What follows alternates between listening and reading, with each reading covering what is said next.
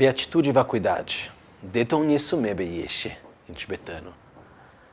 É um conceito extremamente importante, mais do que um conceito, é um estado interior extremamente importante. Difícil de entender e ainda mais difícil de experimentar.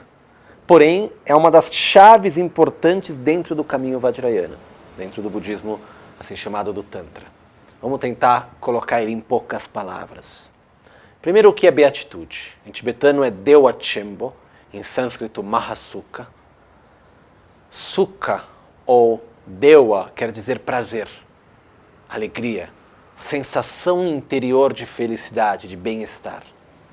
Então, essa grande beatitude, na verdade, é um estado interior não conceitual de prazer.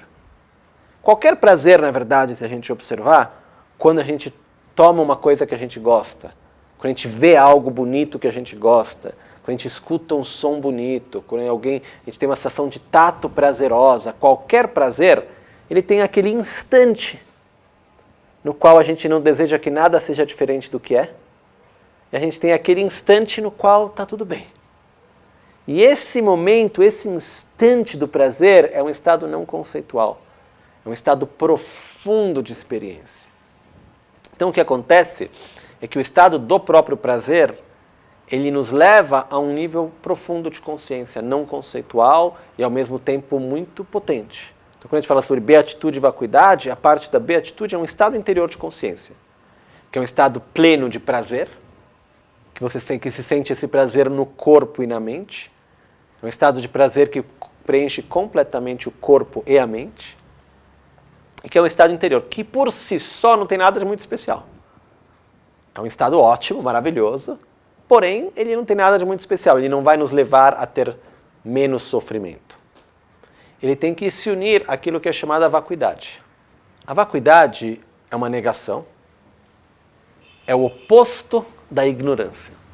A ignorância é a ignorância de nós não vermos a interdependência na qual a gente vive e da gente se apegar à realidade como sendo uma realidade objetiva, sólida, autônoma, intrínseca.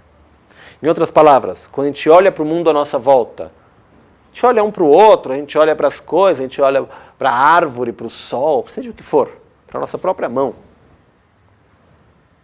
Esses fenômenos, eles aparecem para nós, sem filosofar, de uma forma natural e espontânea, como sendo de existência objetiva ou subjetiva? Objetiva. A gente vê isso de uma forma objetiva. Está aí porque está aí. E se a gente parar para analisar, a realidade à nossa volta é uma realidade objetiva ou subjetiva? Ela é subjetiva.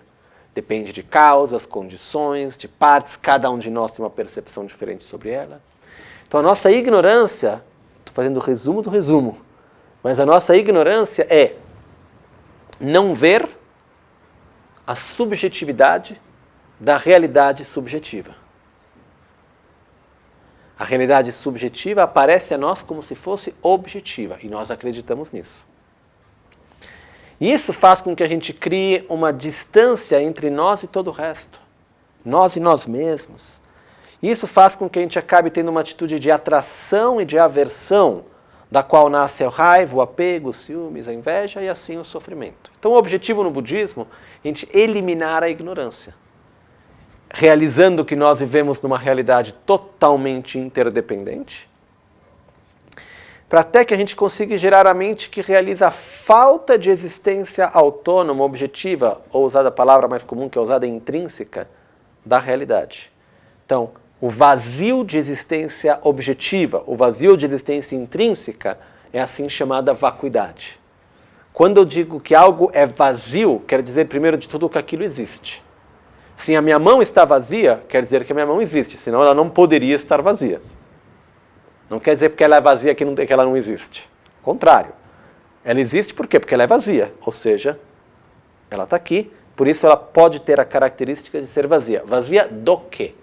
Posso dizer minha mão está vazia de pedras, não tem nenhuma pedra na minha mão. Porém eu não posso dizer minha mão está vazia de ar, porque tem ar aqui. Quando a gente fala a vacuidade, que é o vazio de existência intrínseca, o vazio de existência inerente, o vazio de uma existência objetiva dos fenômenos. Ou seja, tudo é interdependente. Por que a gente precisa gerar essa mente que entende a falta de existência intrínseca, ou o vazio de existência intrínseca? Porque a nossa ignorância é a mente que se agarra à existência intrínseca, à existência objetiva.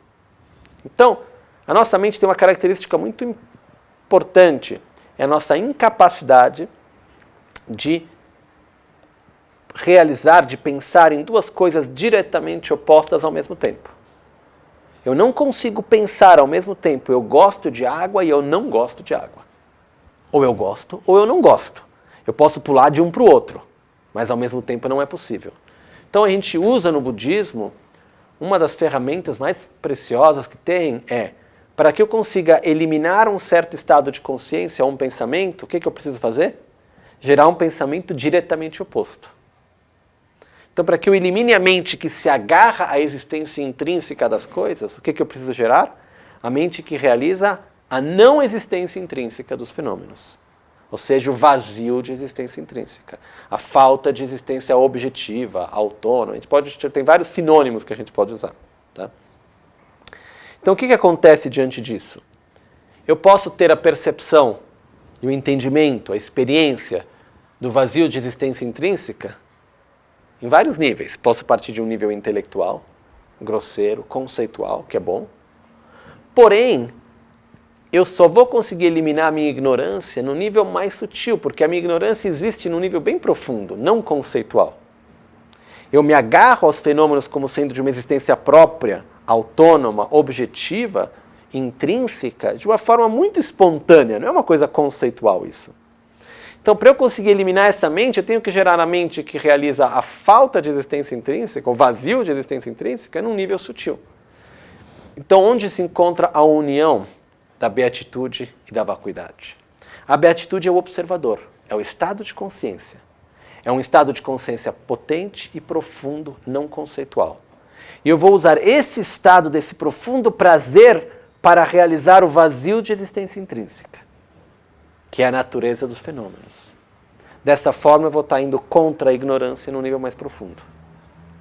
Então, isso é assim chamada união de beatitude e vacuidade, na qual a beatitude, ou seja, esse estado de prazer, é o observador, a vacuidade é o objeto a ser observado, porém, é uma experiência que ela deve ser vivida de uma forma não dual, ou seja, no qual o observador também é vazio de existência intrínseca, por sua vez. Então, se diz que é como misturar água no leite. Não dá para saber mais qual é qual depois. O observador e o objeto de percepção se torna tudo uma coisa só, na experiência em si. Essa é assim chamada união de beatitude e vacuidade.